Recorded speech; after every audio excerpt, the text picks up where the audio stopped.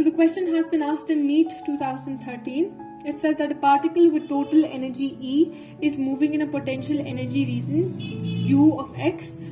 Motion of the particle is restricted to the region when. So we have to find the condition at which the motion of the particle is going to be restricted to a specific region.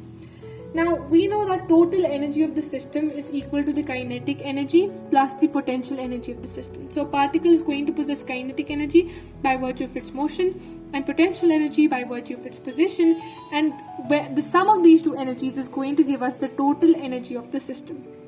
Now the total energy in this particular question is given as E, a particle with total energy E. So total energy is given as E and the potential energy is given to us as U. Now what we're going to do is that we're going to transpose potential energy to the other side so that we can get kinetic energy. So E minus U is going to give us the kinetic energy of the particle at a specific instant of time or at a specific position. Now the fact is that kinetic energy can never be less than 0. It can either be 0 or it can be greater than 0 but never less than it. Kinetic energy can never be negative. So kinetic energy has to always be greater than or equal to 0.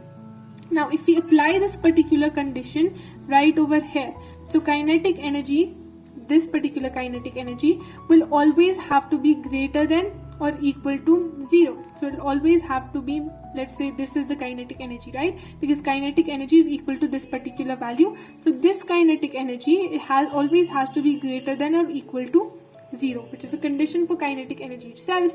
If we transpose potential energy to the other side, we get that the total energy is always either greater to or equal to the potential energy. It's also true that the total energy can either be the entire potential energy or it can be greater than it if some of it is also kinetic energy, but never less than it. The total energy can never be less than the potential energy possessed by a particular object, right?